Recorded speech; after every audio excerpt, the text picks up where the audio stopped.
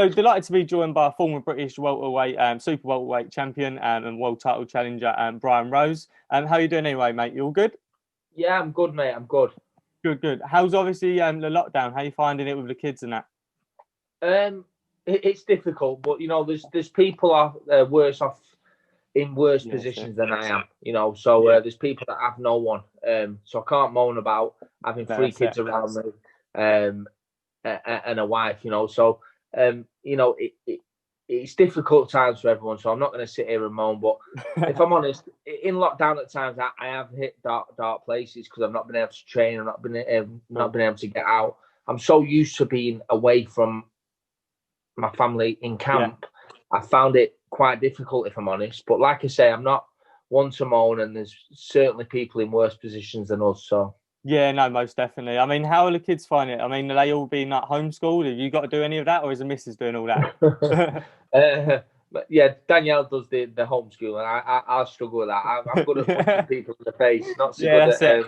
Not the academic not side so of good at the things, no. homeschool. Yeah, that's it. How old are the kids, if you don't mind me asking? I've got Fraser. He's 18 months. Okay. I've got Penelope. She's 6, and Oscar. He's 9. Oh, right. Okay. So you've got a fair range, I suppose, especially with obviously like the younger one. Yeah, Um, that's what's so difficult because obviously you can't. They're all different ages want different things. yeah, of Got course. one that wants his milk and can hardly talk, and then you've got Penelope that wants to play with dolls and want to do everything with me, and then you've got Oscar that wants to. That's the good bit. Wants to play Call of Duty and wants to Oh, does play he? the computer games. Yeah, that's the best bit. Are you into all that then as well, are you? Do you play at all or? You know what, mate? I used to be well into it Yeah, before before I had kids, and then when I you had a bit of become. time. Yeah, yeah. I used to play it in camp all the time. Like when I was Yeah. away in Manchester, living in Manchester, I used to be on that Call of Duty, mate. I was obsessed with it. Really? Now, I must Yeah, admit, I used to play it all, but I've sort of gone away from it now. You obviously get into certain different bits and pieces, didn't you, as obviously you get a bit older. But yeah, no, the Call of Duty ain't bad. Obviously, FIFA as well. I used to play FIFA quite yeah. a bit. That I was used to like FIFA. that. FIFA's like it's easy to play. That Yes, Call of Duty, you can go to bed thinking of it and you can't sleep. It's like it plays it in your mind all night. yeah, Whereas with you. FIFA is like more chilled in it. You can have a You just bottle of switch beer with off. it. Yeah, you Yeah, switch that's off it. a bit. I must admit, it can be a bit frustrating, but it's like with any of them, I suppose. But no, that's Yeah. good fun. Obviously, good to hear that. Obviously, you're all good anyway. Obviously, I know that I've mentioned to you, but I just want to take a slight different approach, really, and go through more so like your life experiences, so you can share that. See, obviously, your background. Obviously, we'll touch on like the current situation as well, where you're at with things. Obviously, what's next. But it's more so obviously just so people get an idea of your background. I do know that obviously you've got your own website that I mentioned to you, so a lot of the information's from there. I'll leave the link obviously in the description, so if people want to check it out, obviously they can go on there as well and take a little look. But really, I just wanted to start talking about like your early days. So I understand that you're not actually from Blackpool, are you originally? You're actually from Birmingham. So I believe that you moved when it was 8. Was it? Was you 8 when you moved? Yeah, I was 8 when I moved from Birmingham. Yeah, eight when I moved from Birmingham. And then when I started boxing, it was in Blackpool. Yeah, so my Yeah. dad, I was a bit of a mischievous kid, and my dad decided to take me to the gym and channel that aggression somewhere else, and it Yeah. No, really most worked. definitely. No, good, Yeah, good. Obviously, do you actually like remember like that first time walking into gym? Obviously, it's quite some time ago, if you don't mind me saying.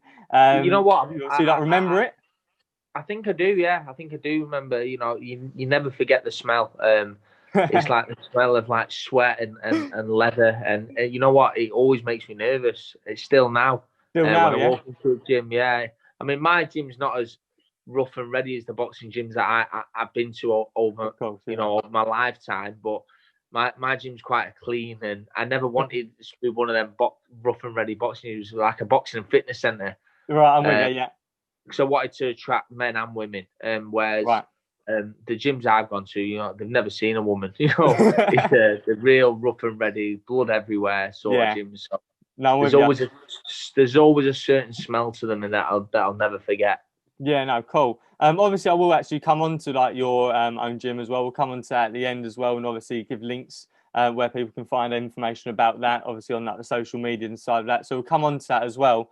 Obviously, if we just go through like your amateur career, so actually, you actually lost your first amateur career, obviously, albeit you was 11.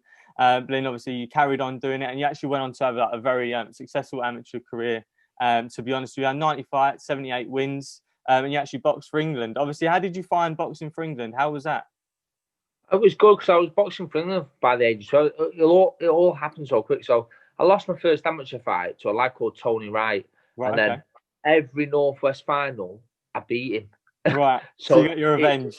Oh yeah, and it was 4 times after that I beat him. So I fought him 5 times. He beat me in the first amateur fight, and then 4 times after that I beat him. You thought that's all you're getting. He must have just been so sick of me. Like every time he was in a North, because he was from Liverpool. Right. Okay. Every Northwest final I'd meet him, and he was like, he must have thought, fucking hell, I can't believe it.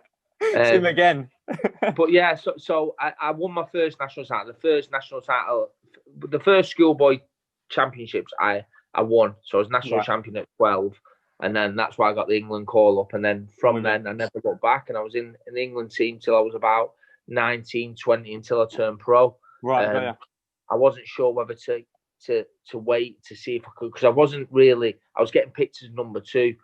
And I beat the lad that was number 1, a lad called Tommy Coward. He was number 1, I was number 2. I just never understood why he was getting picked to the better tournaments, and I was getting the shit ones, you know, the ones that are in Liverpool, and he was getting like America, the Junior Olympics. I was like, what the fuck's going on?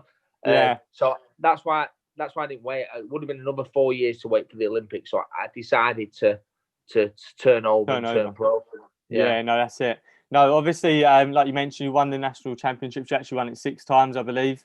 And of course, you went on to win bronze as well in the European Cadet Championships. I mean, how did you actually find that transition from the amateur game to the pro? Because you hear of pros talking about it's very different. I mean, it sticks in mind. I know that Dave Allen obviously speaks about it with like Danny now going into like the pro game. And he says it's very different, and he can see obviously points where he would have maybe lost in the amateurs but then won in the program. Obviously, it's very different. How do you find that transition? It is very different, and I had a very amateur style as well. I had a really high guard, good with my feet. But there's only so long you can do that with your feet. You know, you can't do that for 12 rounds. Of course. But I had a good trainer. I met Bobby. I went to Manchester, tried a few trainers out because I was in a position to do so. Yeah. And I met Bobby, and Bobby had worked with Ricky Hatton. He was Ricky Hatton's second, but he'd worked with like Gomez. So it was easy to get that transition off him because basically you just need to plant your feet more and pace yourself, you know. I was good at pacing myself as an amateur because I was never fit. I was a lazy bastard. So I was always good worked a treat. Yeah. So when I turned pro, I got the shock of my life because I had to get fit. It made me move down a weight. I was fighting at 75. Are you there? I was fighting at 75 kilos as an amateur, which was too heavy, like middleweight. Yeah. So when I turned pro, Bobby made me move down to light middle. So I had to work hard to get down to that weight. So it was through having a really good trainer that I got to, you know, that transition to being a pro.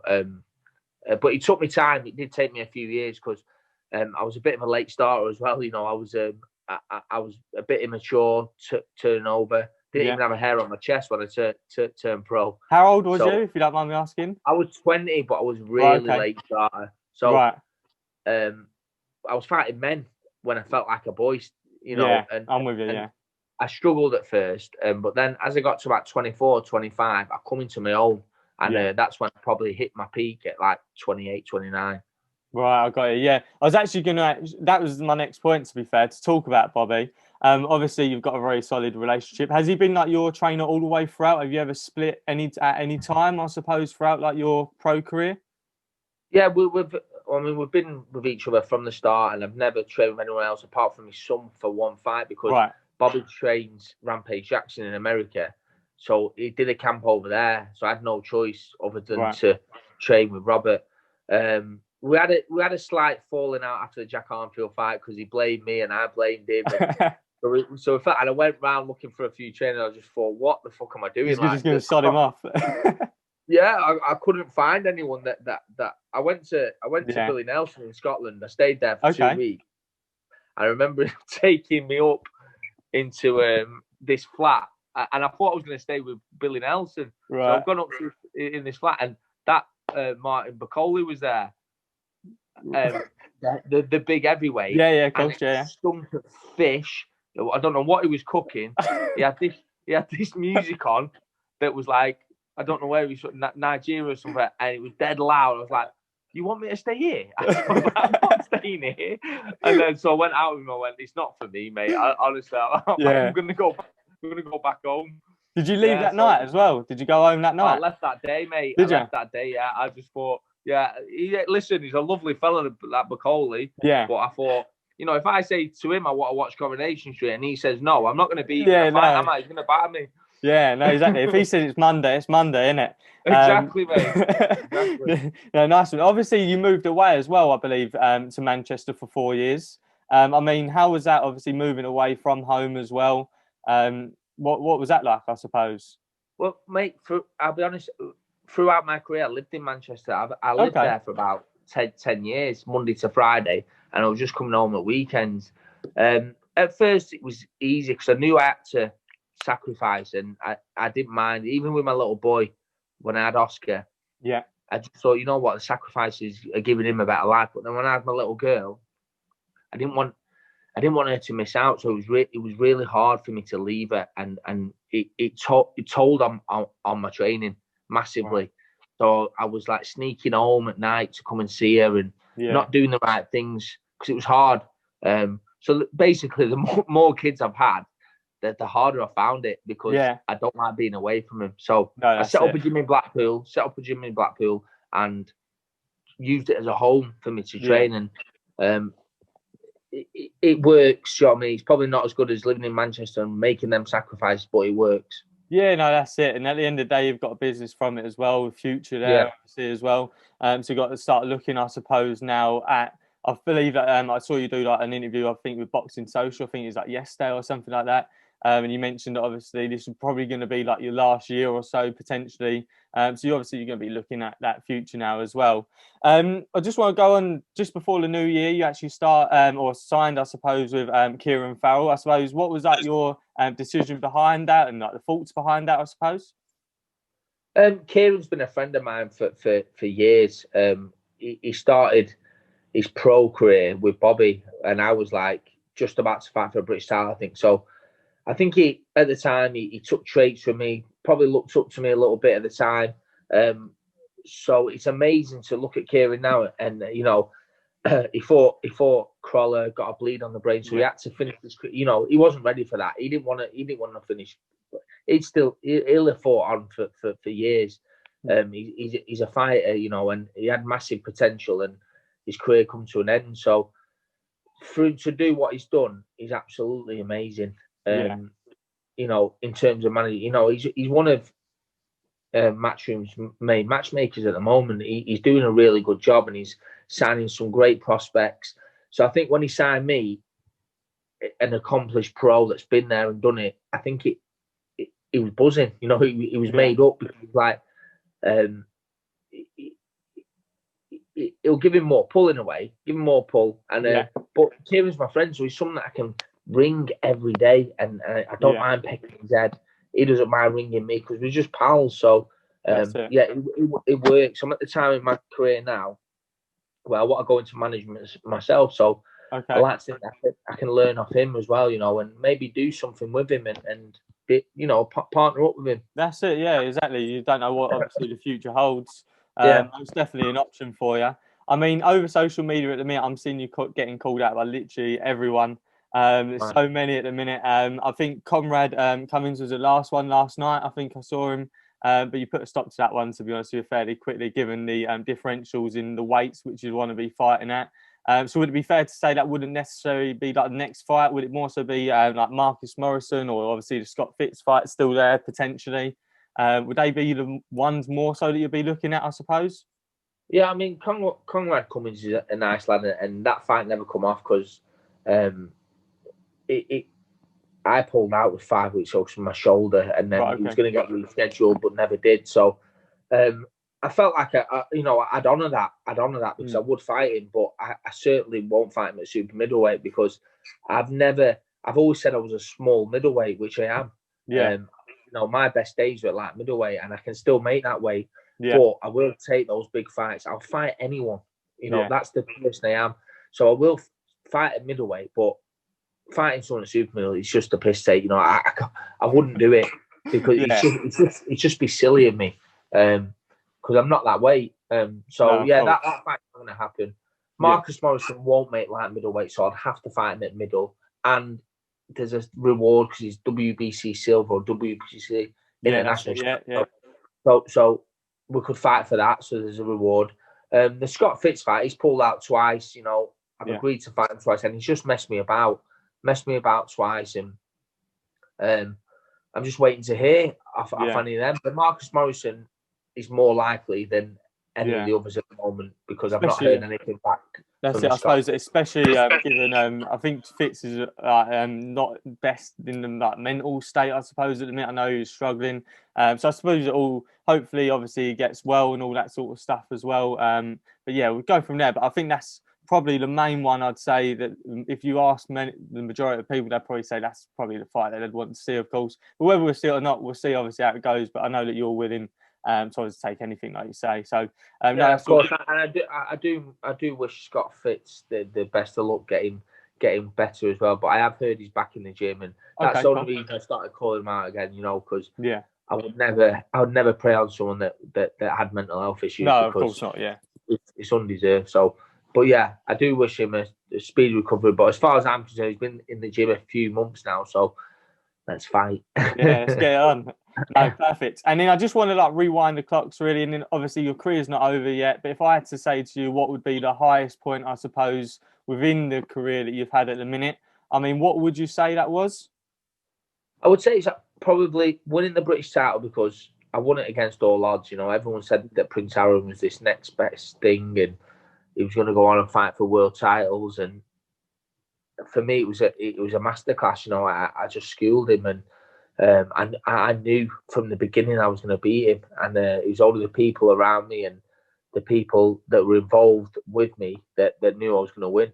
So it was an amazing feeling when I pulled it off and become British champion. So it's either that or the Maciel fight when I became mandatory and I was number 2 in the world. So I was mandatory challenger for the world title. So Maciel was a great win because I had to proper slug it out and it was a tough night, times in that fight where I didn't think I was going to get through it and got through it. So that was another amazing night. Yeah, no, that's it. Obviously, I don't really want to ask you what your last point is because I pretty much know what that's going to be, like with the Jason Russian. I just wanted to touch on that, obviously. I mean, for those that don't know, unfortunately, after the fight, obviously he suffered an injury, fell into a coma. And unfortunately hasn't, I suppose, fully recovered from that at the minute. I mean, how did you actually deal with that? Because, I mean, I know that you got back into the ring after. You probably wasn't, I think it's fair to say, probably there mentally. I think you've come out and even said that, obviously, resulted in a loss, that return to the ring. Obviously, after that, you got your career back on track anyway. But, I mean, how was that just to overcome, I suppose? Because just from a mental point of view, I suppose, it's obviously very difficult. Yeah, it was difficult. You know what? I'm a nice lad, and people know me for as being a nice lad. So for me, boxing is a business, but at the same time, I don't want to hurt anyone. I don't mind hurting someone, but I don't want to physically hurt someone so that they got lasting injuries and never going to be able to work again. They'll lose their wife, possibly lose the kids because they're not in no fit state to look after them. I never wanted that. So at the time, it was a massive shock and something that I never thought had happened to me. I didn't think it happened. I didn't think I'd ever see it. No. So when he collapsed on the way back from the changing rooms, it was a massive shock and I thought he was going to be okay. And then I went to see him too soon in the hospital. I went to see him a couple of days later and he had his hair. It just wasn't nice to see. So I actually quit boxing for a year. I said, I can't do it no more. So when I finally went back to it, I wasn't ready. And then fought Max Maxwell, someone that I should have just steamed through, really. One convincing, not even get hit by him. And I got knocked out. Got knocked out myself and hurt myself through not being mentally prepared for it. So after that, I went to see a psychologist. I was one of the first people I think I was the first person to come out and Sky Sports did a thing on it that to see a sports psychologist. So Okay, that's good. I did it purely to help other boxers that mentally might have been struggling. And the thing with boxers, a lot of us think, we are brave, but it doesn't mean you can't talk about your problems either. So, of course, yeah. I'd like to think I've helped people go and see sports psychologists, and that's what I did. And it was the best thing I ever did. I went to see a girl called Emma James, and it was the best thing I ever did because it saved my career. Yeah, no, like you say, there shouldn't really be that stigma around it in general, the mental health issues. Obviously, there's been a lot come out, I suppose, in the recent years, obviously, like yourself doing stuff like that. Obviously, Tyson Fury is obviously another big one's come out and spoke about them. So, yeah, no, definitely shouldn't be no stigma around that. And obviously, glad to see that I suppose you got through that. You actually went on, I suppose, and actually fought him again, and obviously beat him unanimously, the unanimous decision, I suppose. Obviously Maxwell as well. So you got it all back on track. But yeah, like you say, it's obviously just not something that you'd expect going into anything that you do in life. You don't ever feel like it's going to happen to you. But no, definitely, obviously a good thing getting that out there. And Sky Sports, I suppose, for getting that out there as well. I did just want to come on to, I suppose, like your business, that side of things. Like I say, I will put in all the links in the description. I'll obviously pop it on our Twitter page as well for people to go follow. But you've got your business all set up, your gym in Blackpool. How are you finding it? Yeah, it's good.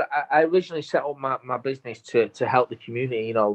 Blackpool's a deprived place, especially where I am. So we get a lot of the kids come in, and I have give the kids it for free. The ones that can't afford it or are struggling. So I set it up purely to for the kids in the area. But as we started building, and we're not building, but putting things in place, it cost a hell of a lot more than we actually thought it was going to cost. So right, okay. I have had to treat it like a business as well and try and get some money back from it. Although it is purely set up to help the kids in the area, and I've had a lot of help from Blackpool Council, who made me ambassador. So Blackpool Council have helped me a lot, and yeah, it's good. It's good to give something back because there was a time in my life where I needed a little bit of help in terms of keeping on the right track and going down the right road. So if I can help 5 or 6 kids in my lifetime, then I'll be happy.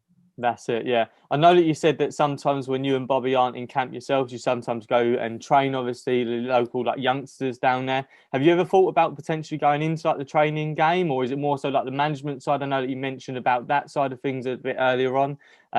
Is that something that you've considered, or? Yeah, I mean, we're an affiliated amateur boxing gym, so my best friend Dan Coyle, he's a licensed coach now, and I've got another couple of coaches in there that help out. So I just pop my head in every so often, and they love it. I'll spar with the kids, and the kids love it. So eventually, I want to get more involved. I do PTs anyway, but I train a couple of lads from Blackpool Football Club, and I'm very selective in my PTs at the moment, just because obviously I'm still training for fights and stuff. Yeah, exactly. Yeah. But eventually, I want to build my stable of fighters. I want Bobby's getting a little bit older now, so yeah, maybe cut that out. But yeah, so I want him to mentor. He might get to the point where he can't really do the pads anymore, but if he's there by my side, yeah, and I'm managing the fighters, then there's no reason we can't build a stable. No, exactly. And obviously, good luck to you doing it. I'm sure, obviously, you get on fine with it. Like you say, you can potentially, you've got the options there, haven't you, to go down a few different avenues. You've got your fingers in all sorts of pies, really, haven't you? With Kieran doing that side of things, potentially looking at management, and then obviously the training, you've got your own business going. So no, it looks all good for you. Like I say, I'll leave all the links in the description. And I do just want to end, I'm going to finish off every video like this. So I've got a few coming up. I just want to go through some potential fights in 2021, just to get your idea. Literally, just want to find out what you feel the outcome would be, I suppose, of those fights. So I'm going to do 3 fights for every single video, and obviously go from there. So the first one being probably the biggest one, I suppose, at this moment in time: Joshua versus Fury. How did you see that going? Fury will win that fight. Yeah, I think he'll win. Convincingly. I think he'll win on points. Yeah, I think he'll win on points. But you can never write any heavyweight off, because you one punch off being knocked out anyway, even as a professional boxer. So, exactly. But then big guys, they you on the shin, you're going to sleep. So, I Fury's the man for me. He's very irky jerky, and I think he's all wrong for Joshua. Very Joshua's, awkward. yeah, he's very upright, Joshua, and he's almost too textbook. So I just feel like Fury has the beating of him. All right, cool. We won't tell Joshua that one just in case, eh? No. No worries. And in Billy Joe Saunders versus Andrade, obviously potentially could happen in February. There's talk of like a 2-fight deal with the winner, I suppose, taking on Canelo come summer sort of time. Obviously being in the ring with Andrade yourself, how would you see that one going?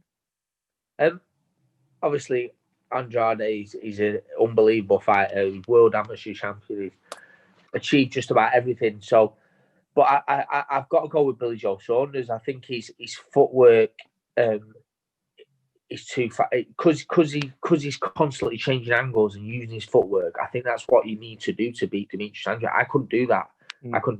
But someone like Billy Joe can. So I think if Billy Joe gets his head on and trains properly, and I think he's just ticking over at the moment, even with the opponents that he's fighting. So if he can get his head on and get his head properly into training, then I think he's got the beating of Demetrius Andrade, yeah. What about if he was up against Canelo? I put out a tweet last night and asked, is he like the most likeliest of the middleweights to trouble Canelo? Not necessarily beat him. Do you think he's the like toughest opponent that Canelo could potentially face within, obviously, the 160 to the 168? Definitely. Someone like Billy Joe Saunders would, not saying he would, but it'll be his toughest test. Jacobs, if I remember rightly, moved his feet a lot when he fought Alvarez, and he nearly beat him. It was a very close fight, and I just feel like Billy Joe Saunders will do the same. He's a great boxer. He's awkward. He's slick, and I just think someone like him could beat Canelo. Could, yeah. I think his style obviously gives him a decent chance in that fight. And I actually had a follower that wanted to ask Andrade, do you think he could potentially trouble, obviously, Golovkin at 160? Yeah, I think I'd say Golovkin's not come to the end, but he's getting older and he's getting a little bit slower. Could catch him at the right time. Yeah, so Andrade could catch someone like Golovkin at the right time. Again, it's a great fight. It's that is a 50-50 fight, really. Yeah. All the other fights you just asked me, I've got, an idea, but that is that's a really good fight. That is a really good fight. So just picking up then, the last one which I wanted to find out about, I suppose, the Josh Taylor versus Jose Ramirez potential unification fight. How do you see that one going? Yeah, I think Josh Taylor's the best at that weight. He's brilliant, isn't he? Another slick southpaw, but can also stand and have a fight. So for me, Taylor beats anyone in that weight division. Yeah, no, good. And then obviously the big one then, Fitzgerald versus Rose. How does it go? The big one. I think I've got the beating of Fitzgerald. Otherwise, I won't call it out.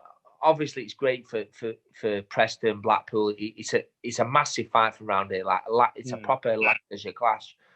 I'm a big name. He's a big name, but also needs names like me on his record. Yeah. I've been there, done it. I stated the other day that someone put on like, why would he fight you? It's a step backwards. But what they need to realise is when I was British champion, I was getting ex-world champions over here to Blackpool and knocking them out, and then defending my British title 3 months later. So that's what he should be doing. If he wants people to take him serious, that's what he should be doing. So I think I've got the beating of Scott. He's pulled out twice, so he's proved that he don't want to fight me.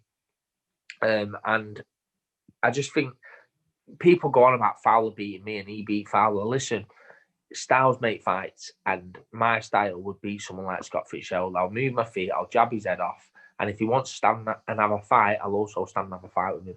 Cool. Well, hopefully we get to see it, obviously. Hopefully a big 2021 coming up for you as well. Obviously, thanks for joining me, Brian. Much appreciated, and obviously giving us the time of day just to go through a few bits. Is there anything which you wanted to add? Anything on top, maybe for the fans, sponsors, anything like that at all, mate?